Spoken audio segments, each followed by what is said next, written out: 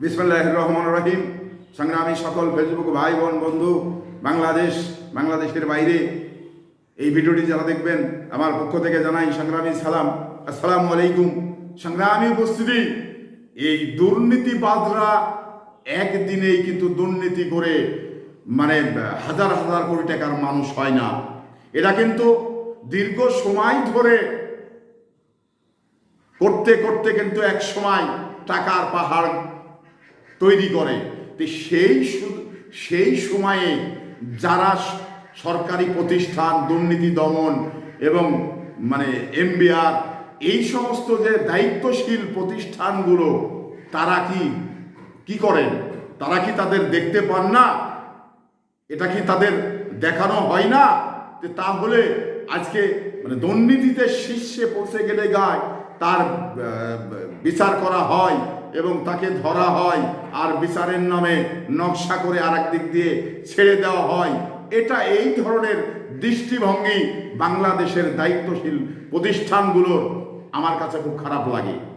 কারণ এই যে ইমরান খান এগ্রো ফার্ম, ইমরান খান এই যে ছাগল বা গরু কাণ্ডের যে একটি ঘটনা আমরা শুনতে পাচ্ছি, তাহলে উনি যে রামচন্দ্রপুর খালের স্থাপনাগুলো দখল করেছে, এই এমবিআর একজন এমবিআর চাকরি করেন উনি, তাহলে ওনাকে তো ধরা সহজ। উনি তো একটি দায়িত্বশীল প্রতিষ্ঠানে রয়েছেন, তাহলে তাকে ধরতে পারেন না কেন?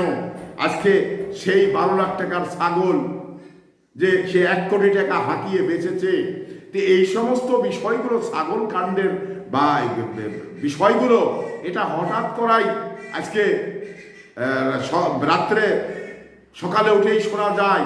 এই সব বিষয়গুলো বাংলাদেশের যারা দায়িত্বশীল প্রতিষ্ঠান রয়েছেন, তারা কি এগুলো দেখতে পান না? আরেকটি বিষয় দেখুন, এই যে সাবেক পুলিশের মহাপরিচালক, উনি দুর্নীতি করতে করতে একেবারে শীর্ষে পৌঁছে গেছে। তারপরে তাকে চাকরির অবসর যাওয়ার পরে তাকে ধরা হলো। কেন? এটা কেন? সে যত বড়ই চাকরিজীবী হোক, কারণ আইন তার নিজস্ব গতিতে চলবে। কোনো ব্যক্তি আইনের ঊর্ধ্বে নয়।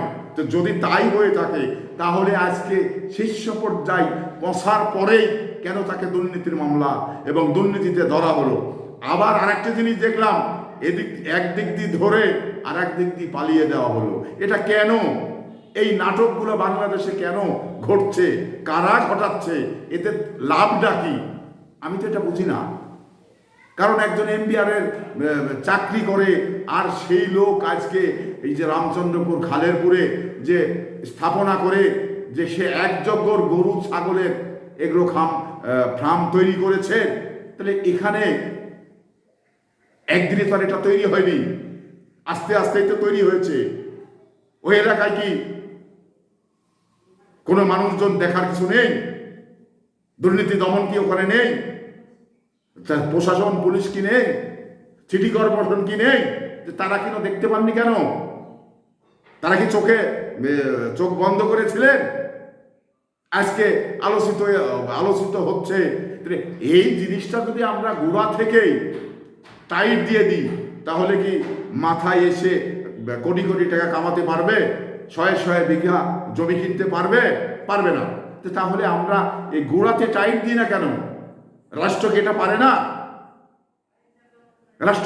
রাষ্ট্রের অনেক নিয়ম নীতি আছে, তো সেই নিয়ম নীতির ভিত্তিতেই তো তাদের চেক করতে পারে। একটা চাকরিজীবী যখন চাকরিতে ঢুকে, তার মালামাল কি ছিল তার তো হলফনামায় লেখাই হয়। চাকরি শেষে তার কতটুকু কি হলো, এটা তো যাচাই বাছাই করলেই পাওয়া যাবে। তাহলে তো এত আহামরি কিছু করার কিছু নেই। কিন্তু সরকারি যারা নীতি নির্ধারক রয়েছেন, তারা কি এটা আসলে দেখতে পান না? না সেভাবে দেখা হয় না বিষয়টা কি?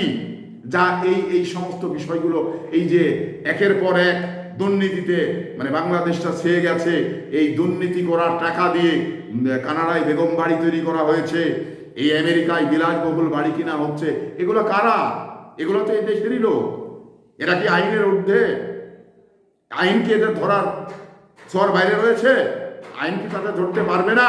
পারবে, কিন্তু কারো না কারো পৃষ্ঠপোষকতায় এই দুর্নীতিগুলো করে যখন মানে নিজেদের ভিতরে বিভাজন ঘটে তখন কিন্তু এই বিষয়গুলো ধরা পড়ে। এবার কি বলা হয়, চোরে চুরি করতে বলে গৃহস্থে বলে যে তুমি সাবধান। এই রাষ্ট্রীয় ব্যবস্থা, এই রাষ্ট্রীয় ব্যবস্থাগুলো আমাদের দূর করতে হবে, তাহলে রাষ্ট্র উন্নয়নের দিকে এগিয়ে যাবে। আমরা কিন্তু এটা করিনি। আমরা ওই ইমরান সাহেবের সাদেক আবদুল্লাহ, ইমরান সাহেব তার ছেলে, তাকে সাদেক আবদুল্লাহকে করতে বলেছি, কেউ না কেউ পৃষ্ঠপোষকতা করেছি, না হলে কিন্তু উনি করতে পারতেন না। আজকে এই ছাগল কিনা বেচার কাণ্ডে আজকে তার দুর্নীতির চিত্রটা ফাঁস হয়ে যাচ্ছে। আজকে দুর্নীতি দমন তাকে যাচাই বাছাই করে দেখা হচ্ছে। এটা বড় দুঃখজনক, লজ্জাজনক কথা। এই কথাগুলো আজকে কেন? তো দুর্নীতি তো করেই সেরেছে, তাহলে তাকে যদি গোড়াতেই যদি টাইট দেওয়া হয় তাহলে আজকে দুর্নীতি করতে পারতো না। তো সংগ্রামী উপস্থিতি, আমরা বাংলাদেশের জনগণ, আমরা চাই গোড়াতে টাইট দিয়ে কেউ যাতে এই সুযোগটি না পায়, কেউ যাতে এই অফিসের বড় চাকরি হোক আর ছোট চাকরি হোক, সে যেন বাউন্ডারির ভেতরেই বসবাস করে, তার যেন এমন একটি আইন তৈরি করা হয় সে যাতে এই সুযোগটা না পায়। এই বিষয়গুলো আমাদের নিশ্চিত করতে হবে। এই বিষয়গুলো নিশ্চিত করলে হয়তো যারা সরকারি আমলা আছে তারা তো দুর্নীতি করছেই। আমি এর আগে দেখেছি যে সরকারি আমলা দুর্নীতি করার সুযোগটা তাদের কম থাকে। কেন? তারা বাউন্ডারির ভেতরে বসবাস করে, তারা চাইলেই করতে পারে না। কিন্তু এখন দেখছি যে এই সরকারি আমলা তো রাজনৈতিক নেতারা তো করছেই, আবার দেখছি সরকারি আমলারাও তারা সমানে দুর্নীতিতে ঝুঁকে পড়েছে। তো এই অবস্থায় বা রাষ্ট্রীয়ভাবে বলা হচ্ছে যে দুর্নীতির জিরো টলারেন্স করা হবে। এইভাবে থেকে দুর্নীতি জিরো টলারেন্স করা যায় না। কারণ চোরকে বলছে তুমি চুরি করো এবং গৃহস্থকে বলছে সাবধান।